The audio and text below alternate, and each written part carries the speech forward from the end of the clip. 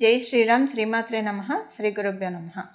2024 సంవత్సరం జనవరి మాసంలో ఆఖరి వార ఫలితాలు అంటే జనవరి 28వ తారీఖు నుంచి ఫిబ్రవరి 3వ తారీఖు వరకు ఈ వారం యొక్క వార ఫలితాలు. ఈ వార ఫలితాలు ఏ గ్రహ దేవతలు ఏ ఏ స్థానాల్లో ఉండి ఈ వార ఫలితాన్ని ప్రసాదిస్తున్నారు. ముందుగా ప్రథమంగా మేషరాశిలో గురు భగవానుడు సంచారం జరుగుతూ ఉంది.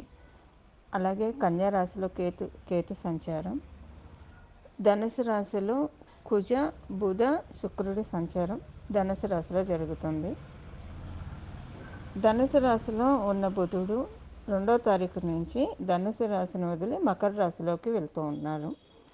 మకర రాశిలో సూర్యనారాయణమూర్తి సంచారం, శనీశ్వరుని సంచారం కుంభరాశిలో, రాహుదేవుని సంచారం మీనరాశిలో జరుగుతూ ఉంది.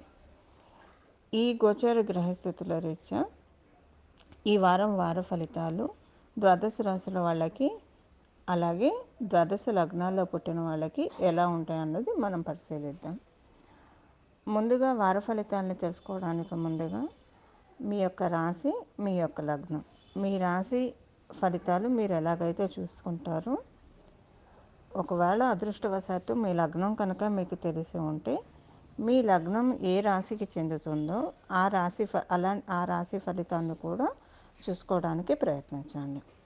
ఇంకా ఈ వారం యొక్క విశేషాంశం ఏంటంటే కుజబుధ శుక్రులు వీళ్ళు ముగ్గురు కూడా ధనుసు రాశిలో సంచారం జరుగుతూ ఉంది. అంటే బుధుడు 2వ తారీఖు నుంచి ధనుసు రాశిని వదిలి మకర రాశిలోకి వెళ్తున్న ఈ వారం 5 రోజులు బుధుడు కుజుడు శుక్రుడు వీళ్ళ ముగ్గురు కలిసి ధనుసు రాశిలో సంచారం చేస్తూ ఉన్నారు. ఎప్పుడైనా బుధుడు శుక్రుడు కలిస్తే జన్మజాతకంలో అయినా సరే లక్ష్మీనారాయణ యోగం అని చెప్తాం. లక్ష్మీనారాయణ యోగం అక్కడ ఫలిస్తుంది.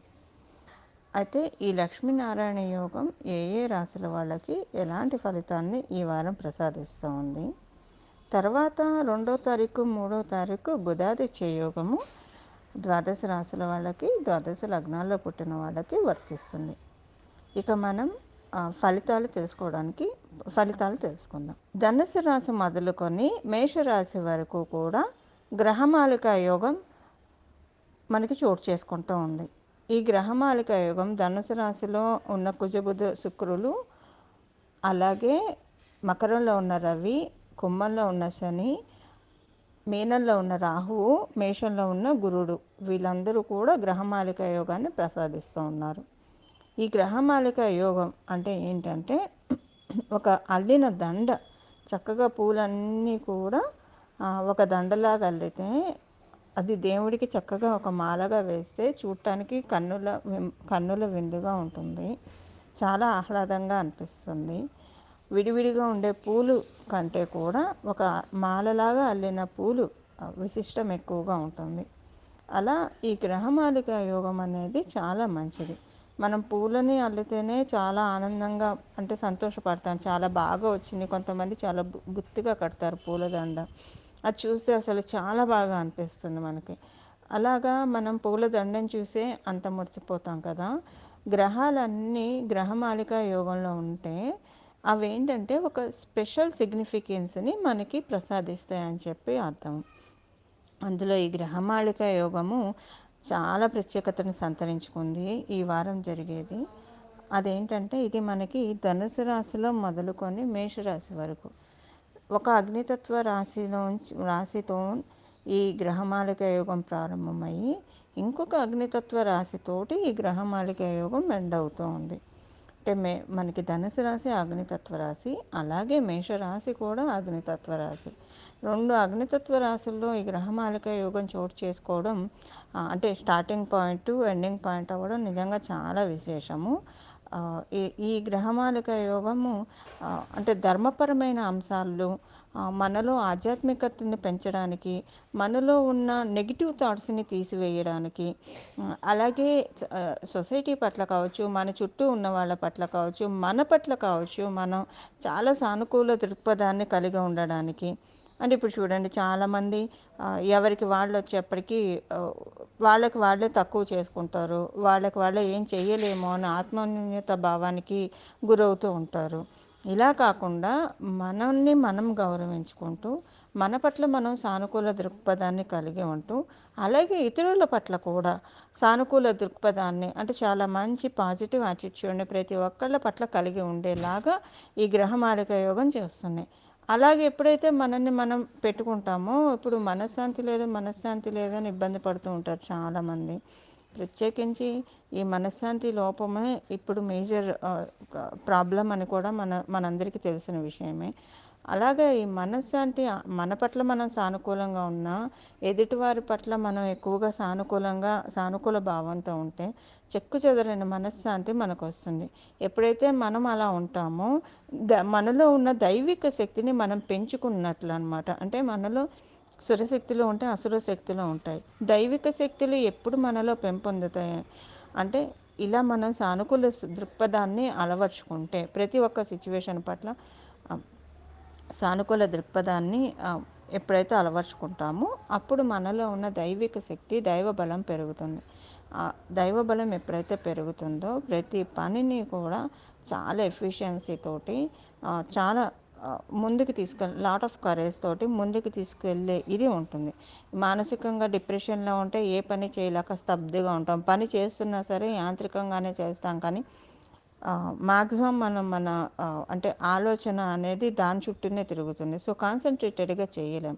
కాన్సన్ట్రేటెడ్గా చేయకపోవడం వల్ల ఆ పని సరిగ్గా జరగకపోవడం, ఇలా రకరకాలుగా ఉంటాయి. ఇప్పుడు దీన్ని మనం ఎలాబరేట్ చేసుకుంటే చాలా ఉంటాయి.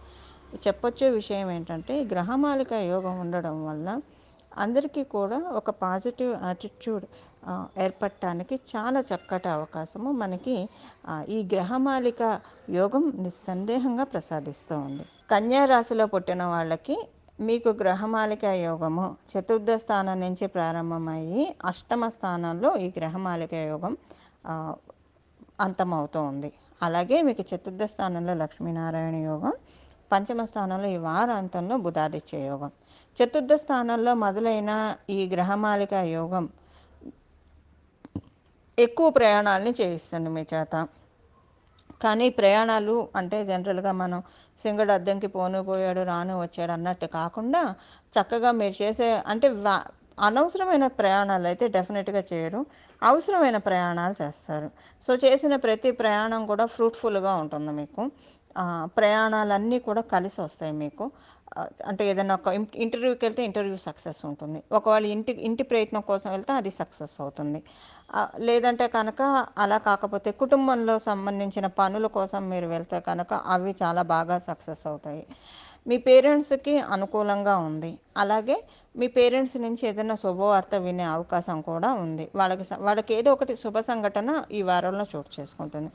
మీ తల్లిగారు కావచ్చు, మీ తండ్రి గారు కావచ్చు, ఒక మంచి శుభ సంఘటన వాళ్ళకి చోటు చేసుకుంటుంది. వాళ్ళు చాలా ఆనందంగా ఫీల్ అయ్యేది మీతో షేర్ చేసుకునే అవకాశం ఉంది. కుటుంబంలో కనుక మీరు ఏదైనా ఒక చిన్న నెగిటివ్ ఎనర్జీ ఏమన్నా ఇంట్లో ఉందని మీరు బాధపడుతూ ఉంటే దాంట్లోంచి బయటకు రావడానికి ఈ గ్రహమాలిక యోగం చాలా చక్కగా సపోర్ట్ చేస్తుంది. ఆరోగ్య సమస్యలు ఏమన్నా ఉంటే వాటిల్లోంచి సత్వరంగా బయటకు రావడానికి అవకాశం చాలా బాగా ఉంది. ఎందుకంటే ఇక్కడ మీకు బాడీ మెటబాలిజం పెరిగే విధంగా కుజుడు మీకు తోడ్పడుతూ ఉన్నాడు గురు భగవానుడు సహకారంతో. సో మీకు ఎగ్జిస్టింగ్ డిసీజెస్ ఏమన్నా ఉంటే కనుక అవన్నీ కూడా తొందరగా మటుమాయం అవ్వడానికి అవకాశం చాలా బాగుంది. ఈ వారం అయితే మీరు చాలా ఉత్సాహంగా, చాలా ఉల్లాసంగా ముందుకి మీ పనులు చేసుకుంటూ వెళ్తారు. అంటే ఆరోగ్యం అంతా సహకరిస్తుందని చెప్పి ఇక్కడ అర్థం చేసుకోవాల్సిన విషయము. అలాగే పంచమ స్థానం బలంగా ఉండడం వల్ల సంతానం చాలా సానుకూలంగా ఉంటుంది. సంతానం ఒకవేళ మీ సంతానం కనుక కాన్ఫిడెన్స్ లేని వాళ్ళైతే కాన్ఫిడెన్స్ వస్తుంది ఈ వారం చక్కగా. అలాగే మీకు కూడా మీ మీ ఆలోచనలు ఎలా ఉంటాయంటే ఈ వారము చాలా చక్కటి కాన్ఫిడెన్స్ని బిల్డ్ చేస్తుంది. మీ అంటే ఈ వారము చాలా చక్కటి కాన్ఫిడెన్స్ తోటి పనులు ముందుకు తీసుకువెళ్ళిపోతారు. ఏ విషయంలోనూ కూడా చక్కగా అంటే భయపడకుండా చాలా చక్కగా ఆలోచనలన్నీ కూడా మేనిఫెస్ట్ చేసుకుంటూ వెళ్తారు. మంచి రికగ్నైజేషన్ ఉంటుంది. విద్యార్థులకైతే అవార్డ్స్ ఏమన్నా అంటే ప్రైజెస్ ఏమైనా రావడానికి అవకాశం ఉంది. రికగ్నైజేషన్ అయితే చాలా బాగా ఉంటుంది. పేరు కూడా మంచి పేరు. ఈ వారం ఉన్న గోచర గ్రహస్థితుల రీత్యా మీరు మంచి పేరుతోటి ఆశీర్వదించబడడానికి చక్కటి శుభ సమయం నిస్సందేహంగా. చూశారు కదండి మీ రాశి ఫలితాలు. దీన్ని మీరు చక్కగా అంటే మీ జన్మజాతకం సపోర్టింగ్గా ఉన్నా లేకపోతే కనుక ఈ గ్రహమాలిక యోగం పూర్తిగా వర్తించదు కాబట్టి దీన్ని మీరు పెంచుకోవడానికి ఈ పరిహారం చేసుకోవాలి.